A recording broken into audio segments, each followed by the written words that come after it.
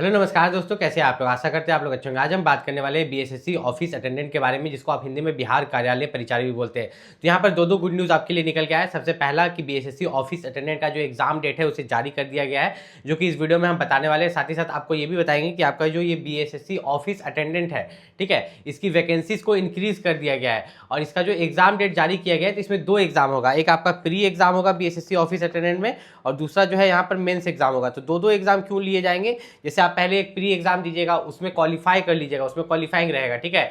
फिर आप mains exam दीजिएगा, उसमें कट ऑफ जाएगा, फिर आपका सिलेक्शन होगा, ठीक है। इसमें कोई भी इंटरव्यू नहीं होता, लेकिन प्री और मेंस दोनों एग्जाम देना होगा। फिर डॉक्यूमेंट वेरिफिकेशन होगा।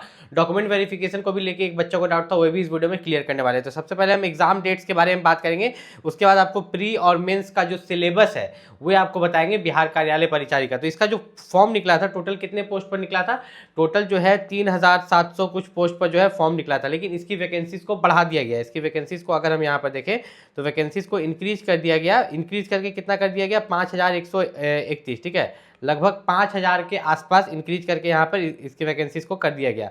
वैकेंसी इंक्रीज होने से क्या फायदा हुआ, देखिए जो जिला वाइज सीट था, ठीक है, बीएसएससी ऑफिस अटेंडेंट में अगर यहाँ पर देखें बिहार में हर जिला में कुछ ना कुछ सीट था। ज़्यादा सीट पटना जिला में था। अब वैकेंसी जबकि 5131 हो गया है 3700 से, तो आपका जिला में भी सीट बढ़ गया होगा, तो ये आपको बेनिफिट देगा। यहाँ पर अगर एग्जाम की बात करें तो एग्जाम इन्होंने लिखा है प्री एग्जाम जुलाई से अगस्त। जुलाई से अगस्त मान के मत चलिए, आप मान के चलिए कि जुलाई में होगा। कब होगा आपका, जुलाई में, पूरा जुलाई में आपका जो है यहाँ पर एग्जाम ले लिया जाएगा। तो इसके लिए रेडी रहेगा। अभी आपका अप्रैल चल रहा है, मई जून जुलाई, मतलब एग्जैक्ट 2 महीना का आपके पास समय है। जुलाई में आपका जो है प्री एग्जाम ले लिया जाएगा बीएसएससी ऑफिस अटेंडेंट का। अब मेंस एग्जाम की बात करें, मेंस एग्जाम आपका जो है अक्टूबर 2026 में लिया जाएगा। कब, अक्टूबर 2026 में मेंस एग्जाम। और प्री और मेंस का क्या क्या सिलेबस है हम आपको यहाँ पर बता देते हैं, चलते हैं। देखिए सबसे पहले अगर हम लोग प्री एग्जाम के बारे में बात करें, प्रीलिम्स एग्जाम जो पहला एग्जाम होगा बीएसएससी ऑफिस अटेंडेंट में जुलाई में, ठीक है, तो उसकी सिलेबस के बारे में अगर यहाँ पर बात करें तो क्या सिलेबस हो सकता है। देखिए ये जॉब के लिए इतना मारामारी क्यों है, जबकि वैकेंसी हजारों में है, 3000 था, फिर बढ़ा के 5000 किया, तब भी लाखों में बच्चा फॉर्म अप्लाई क्या ही किया, क्योंकि इस वैकेंसी के लिए जो है बहुत मारामारी है। इसमें बहुत अच्छी खासी सैलरी मिलती है, जो कि पे लेवल 1 की सैलरी रहती है। लगभग स्टार्टिंग सैलरी जो आपका रहेगा 30,000 से लेकर 33,000 के बीच में रहेगा। आपका जो यहाँ पर काम रहेगा, जीवन भर बिहार में ही पोस्टिंग रहेगा। कोशिश हो अगर अच्छा नंबर लगेगा तो आपके अपने जिला में भी पोस्टिंग यहाँ पर मिल सकता है, ठीक है। और जब भी सरकारी छुट्टी रहेगा आपको सरकारी छुट्टी मिलेगा, तो इसलिए इसके लिए बहुत डिमांड है यहाँ पर इस पोस्ट के लिए। यहाँ पर अगर बात करें प्रीलिम्स के बारे में, तो प्रीलिम्स में आप देखिएगा 3 सब्जेक्ट पूछा जाता है, एक सामान्य अंक गणित, सामान्य ज्ञान, सामान्य हिंदी।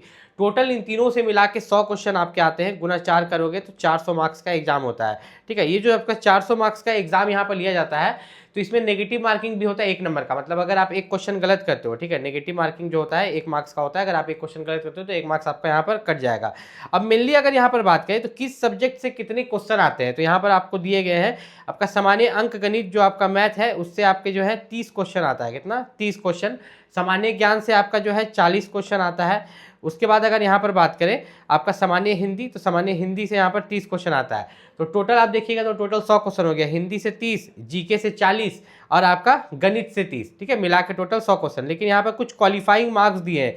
ये जो क्वालिफाइंग मार्क्स दिया है बीएसएससी ऑफिस अटेंडेंट में, तो क्वालिफाइंग मार्क्स का क्या महत्व है मैं आपको बता देता हूँ। आप जो प्री एग्जाम दीजिएगा तो प्री एग्जाम में अगर आप क्वालिफाइंग मार्क्स भी ला लेते हैं और कट ऑफ उसके आसपास जाता है तो आपको क्वालिफाई कर दिया जाएगा मेंस एग्जाम के लिए। लेकिन मेंस में कट ऑफ जाता तो कट ऑफ प्री में भी है, लेकिन एक क्वालिफाइंग मार्क्स के साथ। ये क्वालिफाई इससे ज़्यादा ही लाना है, इससे कम आपको नहीं लाना है। मिनिमम अगर आप जनरल है तो 40%, पिछड़ा वर्ग है तो 36.5%। मतलब एक समझा देते हैं कि अगर 400 मार्क्स है तो जनरल वाला का 40% बोल रहा है, तो आप 0 यहाँ पर कटा लीजिए, ठीक है, 0 कटा लीजिए।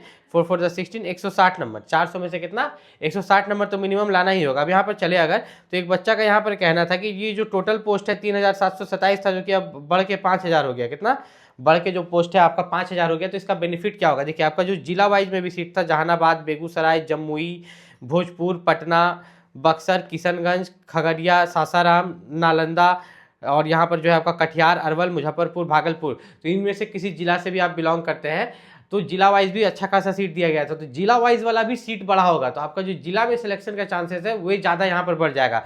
डॉक्यूमेंट की बात करें तो देखिए सबसे पहला है कि अगर आप बिहार में जनरल कैटेगरी से भी फॉर्म अप्लाई किए होंगे, अगर आप बिहार से हैं तो आपके पास निवास प्रमाण पत्र होना चाहिए, ठीक है, जिसको आप डोमिसाइल सर्टिफिकेट भी बोलते हैं। निवास प्रमाण पत्र सभी बच्चे के पास होना चाहिए। और यहाँ पर जितने बच्चे रिजर्व कैटेगरी से बिलोंग करते हैं, जैसे कि ओबीसी, एससी, एसटी और ईडब्ल्यूएस, तो इनके पास क्या होना चाहिए, आपका कास्ट सर्टिफिकेट, जाति प्रमाण पत्र बना हुआ होना चाहिए।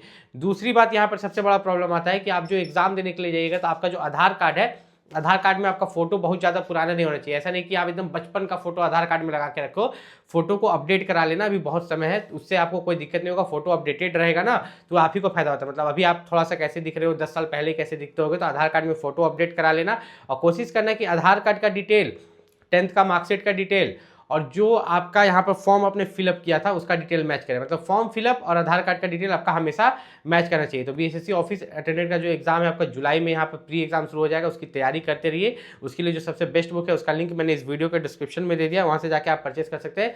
कोई भी दिक्कत हो आप नीचे कॉमेंट करके पूछ सकते हैं। मिलते हैं अगले वीडियो में, तब तक के लिए नमस्कार।